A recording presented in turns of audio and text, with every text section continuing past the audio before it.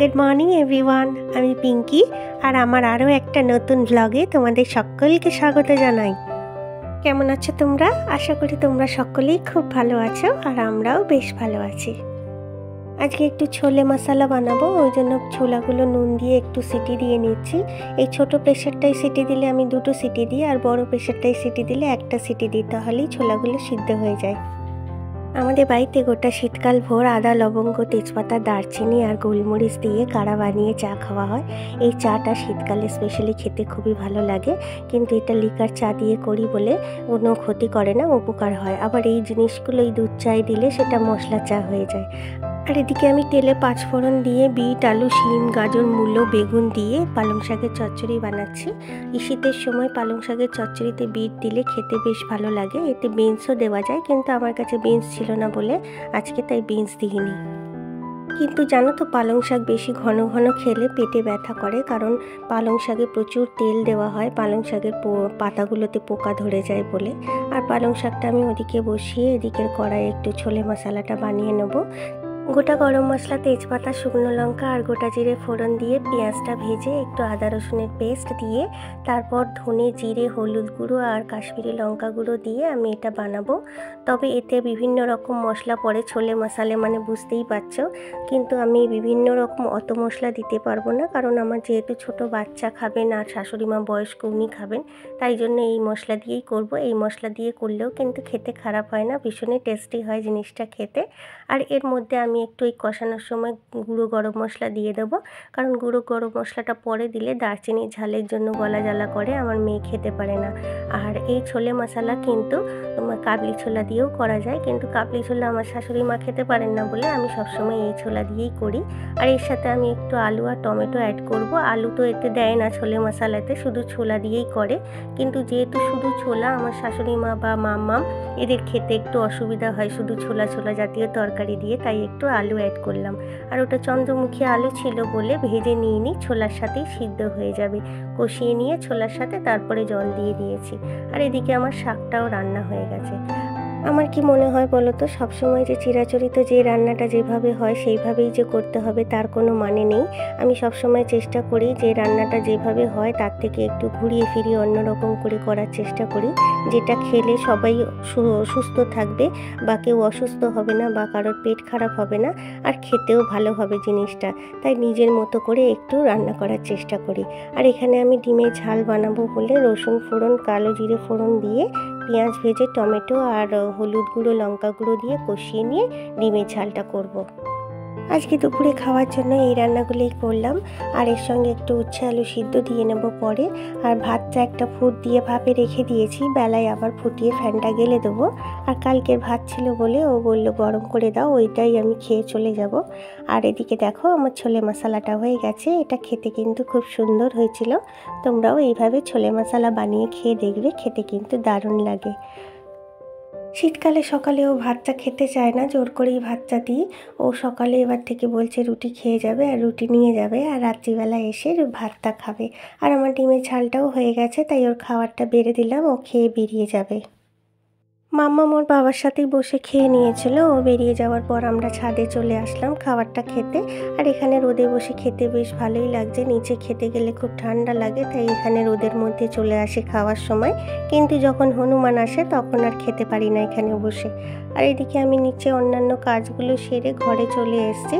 মাম্মামের পরীক্ষা চলছে বলে ও যত সমস্ত বইপত্র বা পেন পেন্সিল এদিক ওদিক করে বার করছে। জায়গার জিনিস জায়গায় রাখছে ঠিক কথা, কিন্তু গুছিয়ে রাখতে পারছে না, তাই ভাবলাম একটুখানি বুক সেলফটা গুছিয়ে নিই, ওর পেন পেন্সিল এগুলোও একটু গুছিয়ে রেখে দিই, কারণ ও তো আর গোছাতে পারে না, আমাকেই গুছিয়ে রাখতে হয়। তবে ও যে জায়গা থেকে যেটা বার করে সেখানেই রাখে, বাট গুছিয়ে রাখতে পারে না। সব কাজ একদিনে করতে গেলেও হয় না, আর সব জিনিস একদিনে পরিষ্কার পরিচ্ছন্ন করা যায় না, তাই ঘুরতে ফিরতে হাঁটতে চলতে যখন যে দিকটায় নজর পড়ে সেই কাজটাই আগে করে নিই বা পরিষ্কার পরিচ্ছন্ন করে নিই। আর এই বাস্কেটটার মধ্যে মাম্মামের যত পেন পেন্সিল এগুলো থাকে, তো আমি পেন্সিলের বক্স, কালার এই টুকরো টুকরো কালারের বক্স বা ওর কালার বক্স, রাবারের স্কেলের বক্স সব আলাদা আলাদা করে দিই, নিয়ে এর মধ্যে রেখে দিই, তাহলে ওর জিনিসগুলো খুঁজে পেতে বা নিতে সুবিধা হয়। আর এর মধ্যে মধ্যেই থাকে বলে ও জানে যে এই মধ্যেই আমার সমস্ত জিনিস থাকে, এইখান থেকে নিয়ে নিতে হয় ওকে। তো বাচ্চাদের জিনিসগুলো যদি একটা নির্দিষ্ট জায়গায় গুছিয়ে রেখে দেওয়া যায় তাহলে কিন্তু খুব সুবিধা হয় ওদের। আর এরকম একটা ছোট বক্সের মধ্যে আমি ওর পেন্সিল কাটার রেখে দিই, যাতে ও এর মধ্যেই পেন্সিল কেটে তার গুঁড়োগুলো এতে রাখতে পারে। যখন ভর্তি হয়ে যায় তখন আমি আবার ফেলে দিই। আমাদের সকলেরই বাড়িতে অনলাইনে কেনাকাটি করার সময় বা মার্কেট থেকে কোনো ভালো জিনিস কিনে আনার সময় বিভিন্ন রকম পার্সেল বক্স আসে, কিন্তু সেই পার্সেল বক্সগুলো আমরা কাজে লাগাই না, ফেলে দিই। এই পার্সেল বক্সটা যেমন দেখো আমার সেলফি স্টিক এসেছিলো এতে করে, তো আমি ভাবলাম আমার ঘরে যতগুলো পার্সেল বক্স আছে সব আজকে কাজে লাগিয়ে নেব। আমার একটা জুতোর র্যাক আছে, সেই জুতোর র্যাকটা আমি এই পার্সেল বক্সগুলো দিয়ে অর্গানাইজ করে নেব। তো এই বক্সটা অনেকটা লম্বা ছিল, তাই আমি দু টুকরো করে একটা জুতোর মাপের মতো করে দুটো টুকরো করে নিচ্ছি। আর এর মধ্যে কিন্তু আমি জুতো সাজিয়ে রাখবো। এটাও দেখো আর একটা পার্সেল বক্স, এতে করেও আমার একটা জিনিস এসেছিল, কিন্তু কি এসেছিল আমার মনে নেই। এরকম বিভিন্ন রকমের পার্সেল বক্স আমার ঘরে আছে, কিন্তু আমি সেগুলো ফেলে দিইনি, রেখে দিয়েছিলাম। আমি জানি ওটা আমি কোনো না কোনো কাজে লাগিয়ে নিতে পারবো। আমরা অনেক জিনিসই এরকম ঘরে পেয়ে থাকি যেগুলো কিন্তু আমাদের ফেলে দিতে হয়, কিন্তু এই ফেলে দেওয়া জিনিসগুলো আমরা কিন্তু আমাদের বিভিন্ন কাজে ইউটিলাইজ করে নিতে পারি, রিইউজ করে নিতে পারি। তো দেখো এই পার্সেল বক্সের ভেতরে নিচের থাকটায় দুটো জুতো রেখে দিলাম, আর উপরের থাকটায় একটা জায়গা হয়ে গেল, সেখানে আর একটা জুতো রাখলাম। আর এই পার্সেল বক্সটায় আর একটা জুতো ঢুকিয়ে দিলাম বেশ সুবিধা মতো। কিন্তু আমি যদি এই বক্সগুলো না রাখতাম, এই শুধু যদি জুতোর র্যাকের মধ্যে জুতো রাখতাম, তাহলে কিন্তু এই একই জায়গায় এতগুলো জুতো আমি ধরাতে পারতাম না। আমাদের ঘরে বিভিন্ন অকেশানে বিভিন্ন রকম জুতো কেনা হয়, আবার তোমার পুজো উৎসবের সময়ও কিন্তু জুতো কেনা হয়, কিন্তু সব জুতো তো আর সঙ্গে সঙ্গে ছিঁড়ে যায় না বা নষ্ট হয়ে যায় না, জুতোগুলো অনেক দিনই থাকে। আমার ঘরে তো বিভিন্ন রকমের জুতো, আর আমার জুতো টেকেও অনেক দিন, 2 বছর 3 বছর চলে যায় এক একটা জুতো। তো আমি জুতোগুলোকে এইভাবে অর্গানাইজ করে নিলাম পার্সেল বক্স দিয়ে। আর আমাদের বাড়িতে যে কাঁচ কাগজগুলো থাকে না, প্লাস্টিকগুলো, যে জামা কাপড়ের, ওগুলোর মধ্যে কিছু জুতো ঢুকিয়ে রেখে দিচ্ছি, তাহলে ধুলোও পড়বে না, আর একটা জুতোর ওপর আর একটা জুতোও রাখা যাবে। আর এইভাবে দেখো আমি এইখানে আর একটা পার্সেল বক্স দিয়ে এইখানে জুতো রেখে দিলাম। এই দেখো অল্প জায়গার মধ্যে কিভাবে জুতোগুলো কিন্তু সব অর্গানাইজ হয়ে গেল। কিন্তু যদি আমি এই পার্সেল বক্সগুলো না দিয়ে রাখতাম, তাহলে কিন্তু এইভাবে জুতোগুলো রাখা যেত না। এইটুকুনি জায়গায় বেশ একটা দুটো জুতো রাখা যেত, আর কিন্তু রাখা যেত না। কিন্তু আমার শু র্যাকে দেখো অনেকগুলো জুতো একসঙ্গে অর্গানাইজ করে রাখলাম। আমার গত বছরের জুতো, এবছরের পুজোর জুতো, আমার মেয়ের স্কুল শুজ, বাড়ির জুতো, পাম শু, যা যা আছে সবই এইখানে গুছিয়ে রেখে দিলাম।